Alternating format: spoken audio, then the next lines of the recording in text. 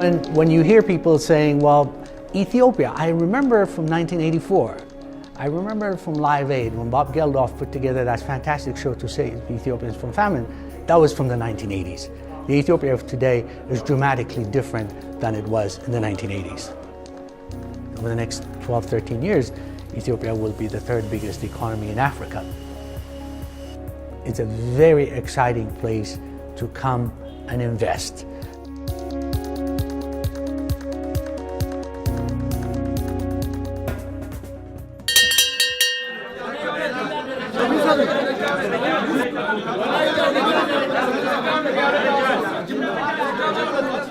Ethiopia is the largest exporter of coffee in Africa. It's the largest producer of wheat in Africa. We intend to be a middle-income country by 2025. It's an early-stage emerging economy, but the improvements have been dramatic. I mean, there's no other way of describing it as measured by the numbers.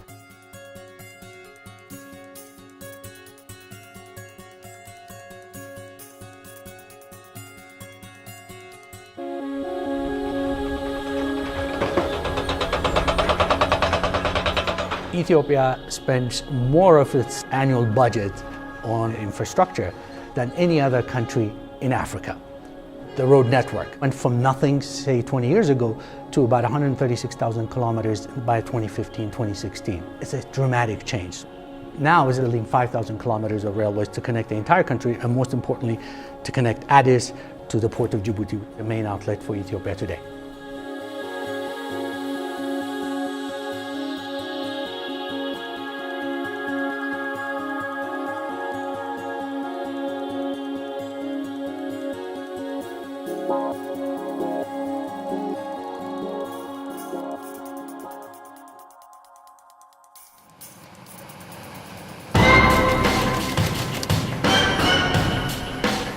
JCB has been operating in Ethiopia for a good many years. We at JCB see Ethiopia as a fantastic future of growth and development, especially in those sort of areas where they need our type of equipment. It's very, very satisfying to work here and be basically a pioneer. It's a fantastic market, and we have a range of fantastic products that will ensure that JCB will be here today and tomorrow.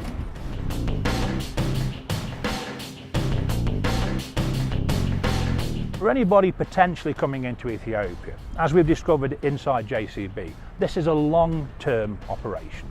You're not here for a quick turnaround. This is a developing country. Don't expect your BlackBerry to work, because it's not going to. You know, try and send an email, it might get there tomorrow. We've learned and we understand the operational problems. Foreign exchange is one of those problems. It's very, very difficult for the companies to get the foreign exchange to purchase the letter of credit to pay for your product.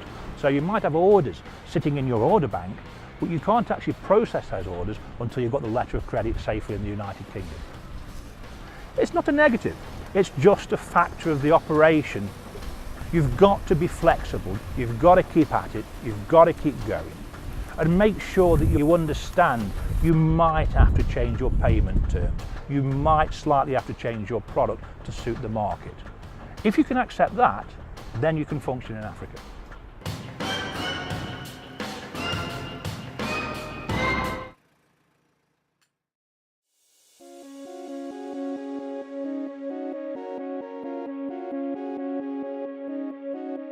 FDI is at the top of the agenda for the government. With the right business environment, we believe that we can achieve the goal that we have set for this country, and that we can grow together. Ethiopia has improved its FDI law, has made it streamlined, the registration process, the investment process. So at the moment they have a one-stop shop for foreign investors.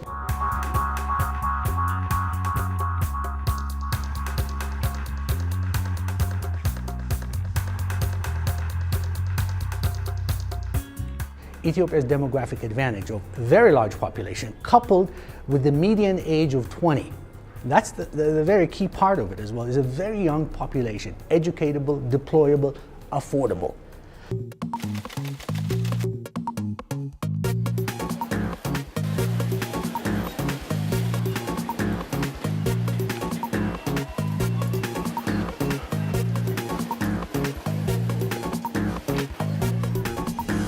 glove factory here has gone from 0 employees to 600 in 2 years.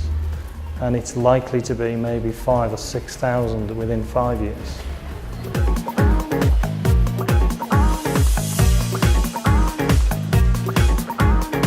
Every country we deal with around the world has some challenges.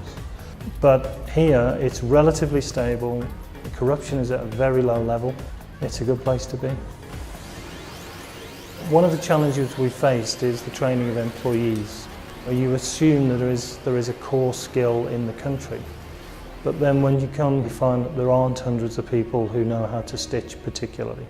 So actually we had to go back one level in terms of the basic training. However, once we've established that level of skill, then the movement through into quality production has been quite stunning. In fact, our customers compliment us that our quality is actually better than the Chinese competition. Productivity is certainly a challenge. Within the culture, how many do you make an hour, how many do you make a day, what's efficiency? All those sort of aspects which are inherent in an industrialized economy are not here. So we have to learn them as we go. But in 2 years we've come a fantastic way forward in that respect. And I'm very, very confident over the next 2 years we'll be up there alongside China in terms of productivity levels.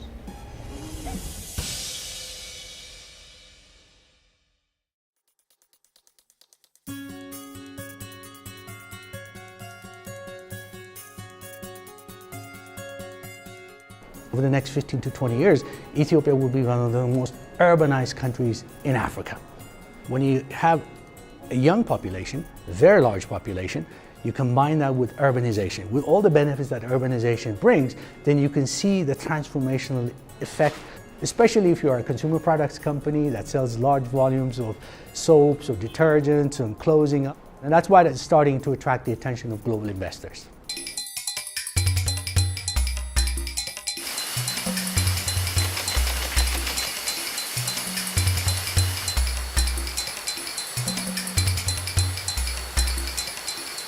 So many things attracted Diageo.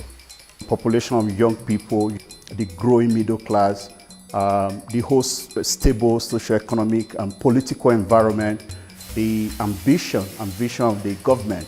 If you put all those together, it's very clear that this is the right place to be. This is the right place to invest.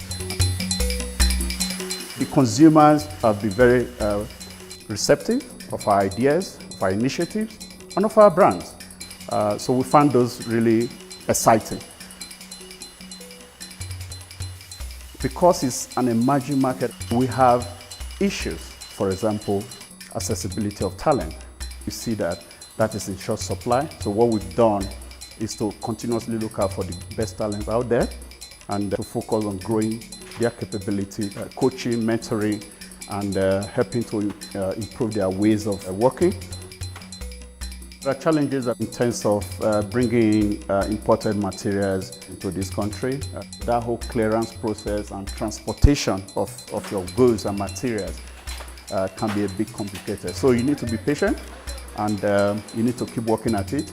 And I can assure you that government will be out there to support you all through.